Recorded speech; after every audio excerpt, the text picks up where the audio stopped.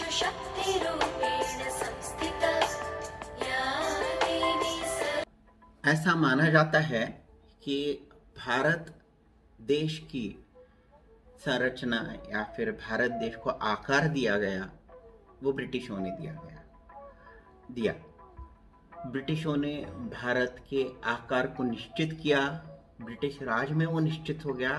तब तक तो ये प्रिंसली स्टेट्स का एक जमावड़ा था और इसको कोई आकार नहीं था। मुझे लगता है इसके विपरीत इसका आकार तो कई हजार वर्षों से बनता रहा और उन हजार वर्षों में हम देख सकते हैं भारत का आकार जो निर्माण किया वो यहाँ के तीर्थ क्षेत्रों ने। हम देख सकते हैं 12 ज्योतिर्लिंग है, 4 धाम है, वैसे ही 52 शक्तिपीठ अपने भारत में हैं। इन शक्तिपीठों ने जो आज के पाकिस्तान, भारत, बांग्लादेश, नेपाल, भूटान और श्रीलंका में विस्तरित है, इन 52 शक्ति केंद्रों ने भारत का आकार निश्चित किया, ऐसे मुझे लगता ही है। आदि शंकराचार्य जी, उन्होंने पूरे भारत का भ्रमण किया, उत्तर से लेकर दक्षिण तक, पूर्व से लेकर पश्चिम तक वो घूमे। उन्होंने मठ स्थापित किए और उन्होंने ज्योतिर्लिंगों को उजागर किया। वैसे ही 52 शक्तिपीठों का जो निर्माण हुआ है उनमें आदि शंकराचार्य जी का बहुत बड़ा हाथ दिखता ही है, बहुत बड़ा कंट्रीब्यूशन दिखता ही है। वैसे तो आदि शंकराचार्य जी के पहले ही ये 52 शक्तिपीठ निर्मित होते रहे, उनके बारे में आज हम इस ब्लॉग में जानेंगे। देवी भागवत के अनुसार 108 शक्तिपीठ है, कालिका पुराण के अनुसार 26 है, शिव चरित्र के अनुसार 51 है। लेकिन जो नवरात्रि के दिनों में या फिर शक्ति स्वरूपी देवता के जो अधिकृत ग्रंथ है, जैसे कि दुर्गा सप्तशती है और तंत्र चूड़ामणि है, उन दोनों ग्रंथों में 52 ये नंबर बताया गया है इन शक्तिपीठों का। पीठों के निर्माण की जो कथा है वो बहुत सारे पुराणों में मिलती है, शिव पुराण में मिलेंगे। उस कथा के अनुसार सती जो प्रजापति की बेटी थी, उनको अनबाउंड, फ्री, अपनी इच्छा के अनुसार रहने वाली, बहुत ही सुंदर, सुशील और अपनी इच्छा के अनुसार जीने वाली ऐसी लड़की है। उसको प्यार हुआ शिव जी के साथ। उसने इच्छा जाहिर की शिव जी के साथ उनका विवाह हो जाए, परंतु प्रजापति को यह मंजूर नहीं था।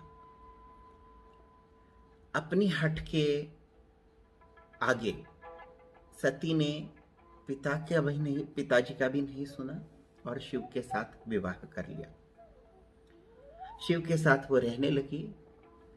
एक दिन उनको पता चला कि प्रजापति अपने यहाँ पे यज्ञ का समारोह है और वो उन्होंने आयोजित किया है। सती ने सोचा शायद पिताजी अपने काम में मशगूल है, थोड़े से व्यस्त रहेंगे, इसलिए उन्होंने मुझे और मेरे पति को बुलाया नहीं है, मुझे तो वहाँ जाना पड़ेगा। उन्होंने शिव जी से प्रार्थना की कि मैं मेरे पिताजी के घर यज्ञ के कार्यक्रम में सम्मिलित होना चाहती हूँ। शिव जी ने शुरुआत में तो ना कहा, लेकिन फिर स्त्री हट के सामने उनकी भी कुछ नहीं चली। उन्होंने बोला ठीक है, आप चले जाइए, मैं नहीं आऊँगा। सती अपने पिता के घर गई। यज्ञ के दौरान उनको ये पता चला और उनको ये दिखाई दिया या फिर उनको ये महसूस हुआ कि अपने पिताजी को मैं यहाँ आई हूँ और मेरे पति के बारे में अच्छा नहीं लग रहा है, और बात बात में वो अपने पति को, उनके खुद के पति को, शिव को अपमानित कर रहे हैं और वो अपनी बेटी को यानी कि सती को भी अपमानित कर रहे हैं। इस अपमान के आवेश में आके सती ने यज्ञ की जो ज्वाला है या अग्नि है उसमें अपने को स्वाहा कर दिया। ये बात सुनने के बाद शिवजी बड़े क्रोधित हो गए। वो उस यज्ञशाला में आए, उन्होंने उस आधी जली हुई शरीर को उठाया, सती के शरीर को उठाया और पागलों की तरह पूरे ब्रह्मांड में घूमने लगे। अब शिव जी जब अपने शक्ति से हट गए तो वो पागलों जैसे घूमने लगे और ब्रह्मांड को इतस्ततः या फिर ब्रह्मांड छिन्न छिन्न होने लगा।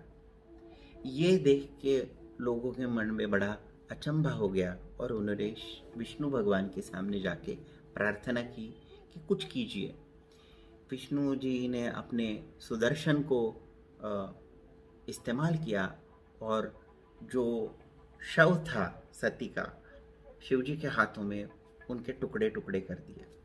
वो टुकड़े जहाँ जहाँ गिरे वहाँ पे शक्तिपीठ निर्माण हुआ और वो 52 आंकड़ों में या 52 जगह पे वो शरीर के टुकड़े गिर गए और उनको आज हम 52 शक्तिपीठ मानते हैं। गणित में एक संज्ञा आती है जिसका नाम है अनटचेबल नंबर। या अनटचेबल नंबर अगर आप गूगल करोगे और देखोगे तो उसमें कुछ एक आंकड़े आते हैं। 52 ये आंकड़ा जो है वो अनटचेबल में तीसरी जगह आता है। अभी अनटचेबल नंबर में पहले दो आंकड़े कौन से हैं? तो वो है 2 और 5। 2, 5 और 52 ये 3 आंकड़े अनटचेबल नंबर कंसिडर किए जाते हैं मैथमेटिक्स या गणित में। जो अनटचेबल नंबर है उनमें अगर हम देखें वैसे तो बाकी जो आंकड़े आते हैं वो सारे सम आंकड़े हैं। एक ही विषम आंकड़ा है जो है 5, वो इस पूरी सीरीज में या फिर इन आंकड़ों की सीरीज में आती है। 52 इस आंकड़े का और एक विशेष महत्व है। पूरे अगर हम कैलेंडर देखें, ईयरली कैलेंडर जनवरी से लेकर दिसंबर तक, तो 52 सप्ताह एक कैलेंडर में आते हैं। न्यूमरोलॉजी या अंक शास्त्र के अनुसार 52 की क्या विशेषता है वो भी देख लेते हैं। 52 ये नंबर 2 और 5 इनका सम्मिलन हो जाता है और 7 के जो भी कैरेक्टरिस्टिक्स है वो लेके आता है। 7 के बारे में अंक शास्त्र बोलता है कि ये अंतर्मुख करता है, ये इंट्यूशन देता है और वो विजडम तक लेके जाता है। यानी कि इंट्रोस्पेक्शन, इंट्यूशन एंड विजडम, ये 3 चीजें 7 के बारे में बताइए। अभी हम देखते हैं 5 और 2 के बारे में क्या बताते हैं। 5 ये आंकड़ा जो है, जो इस अनटचेबल सीरीज में एक अकेला ऑड नंबर है, उसके बारे में ये बोलता है ये क्यूरियोसिटी या चिकित्सा जगाता है, विट और expression of personal sense of freedom, यानी कि अपना आंतरिक स्वातंत्र्य दिखाता है। और जो 2 आंकड़ा है वो यूनियन या फिर एक साथ इकट्ठा होना बताता है और वो टीम वर्क को भी बताता है, वो बताता है रिलेशनशिप और वो बताता है डिप्लोमेसी। अगर हम शिव और सती की इस कहानी को इस आंकड़ों से देखें तो अपने को एक अलग ही जरिया या फिर अलग ही पर्सपेक्टिव दिखेगा। जो 5 आंकड़ा है सती का हम माने तो जो आंतरिक स्वातंत्र्य है, चिकित्सा है और एक मदरली फिगर है, विजडम है, ये सारे गुण सती के हैं। जब सती शिव के साथ मिलती है, 2 that is union, relationship and together. If Sati goes away from this thing, the union is lost। और हम देख सकते हैं जब सती ने खुद को अग्नि में स्वाहा कर दिया तो शिव की शक्ति तो निकल ही गई थी और उसकी वजह से वो पागलों की तरह पूरी दुनिया में संचार कर रहे थे। पुनः जब लाना पड़ा तब पार्वती सती ने पार्वती का रूप लिया और शक्ति रूपा ये देवता शिव के साथ सम्मिलित हुई, और तब हम जाके देख सकते हैं शिव शक्ति का रूप अनोखा सा और अद्भुत सा भारतीय दर्शन शास्त्रों में या भारतीय माइथोलॉजी में। ये जो 2 आंकड़ा आता है 52 में, वो पुरुष या प्रकृति यानी कि रियलिटी और इल्यूजन, ये 2 चीज़ों को दिखाता है। और जो 5 आंकड़ा आता है वो 5 मूल तत्वों के बारे में बताता है। 5 मूल तत्व, रियलिटी और इल्यूजन, यही तो दुनिया है। हमारा शरीर जो बना हुआ है 5 मूल तत्वों से, और हमारा जो मस्तिष्क, बुद्धि, चेतना और जो चित्त है वो बना है रियलिटी और इल्यूजन से, और उससे हम प्राप्त करते हैं अपनी बुद्धि, इंटेलिजेंस और विवेक। जब हम तंत्र चूड़ामणि या फिर दुर्गा सप्तशती की बात करते हैं तो ये जो 52 आंकड़ा दिया है वो ऐसे ही नहीं दिया है, उसके पीछे बहुत बड़ा सा तंत्र छुपा हुआ है जो आज हमने इस ब्लॉग में विस्तारित किया। मैं आपको 52 शक्तिपीठों के नाम नहीं बताने वाला हूँ, वो तो आप गूगल कीजिए, आपको 52 शक्तिपीठों के नाम मिल जाएंगे। बहुत सारे नाम है महाराष्ट्र में, जैसे कि तुळजापुर है, कोल्हापुर है, वणी है, माहूर है, ये महाराष्ट्र का हो गया। वैसे ही हम कामाख्या देवी बोल सकते हैं, मीनाक्षी अम्मन का मंदिर, हिंगलजा मंदिर पाकिस्तान में, बांग्लादेश में बहुत सारे शक्तिपीठ है। तो मैं उनके नाम नहीं बताने वाला हूँ, लेकिन एक वर्ष से हम ये इस ब्लॉग को समाप्त करते हैं। या देवी सर्वभूतेषु शक्ति रूपेण संस्थिता, नमस्तस्ते नमस्तस्ते नमस्तस्ते नमो नमः। हे माता, तुम्हें नमन, नमन और पुनः पुनः नमन। जो तुम शक्ति रूपा हो, जो तुम पावर हाउस हो, जो तुम एनर्जी का सोर्स हो, उस सोर्स को नमन। ऐसा सोर्स तो अपने घर में भी है, अपनी माता, भगिनी, पुत्री, पत्नी या फिर अपनी दोस्त भी हो सकती है। उस एनर्जी सोर्स को हम रिस्पेक्ट करें। आइए इन नवरात्रि के दिनों में उस एनर्जी सोर्स को भी इस 52 पीठों की तरह ही एनर्जी सोर्स, अपने घर का एनर्जी सोर्स माने।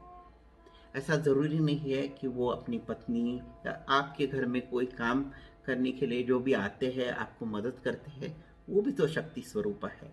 तो उनका भी आदर कीजिए, उनको भी दिखाइए कि आप और हम उनका आदर करते हैं। ऐसा ज़रूरी नहीं है कि जेंडर आउट फिगर या फिर जेंडर फिगर में ही शक्ति देखनी चाहिए। शक्ति तो अपने अंदर ही है। जो रियलिटी और इल्यूजन, पुरुष और प्रकृति, जो इल्यूजन है वो अपना ही है।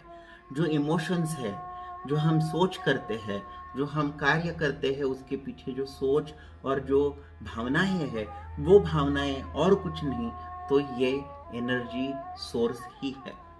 जो हम बोलते हैं कि I am passionate, that passion is nothing but that energy source. So let us respect that energy source within us, around us, and in the entire universe. Namaskar.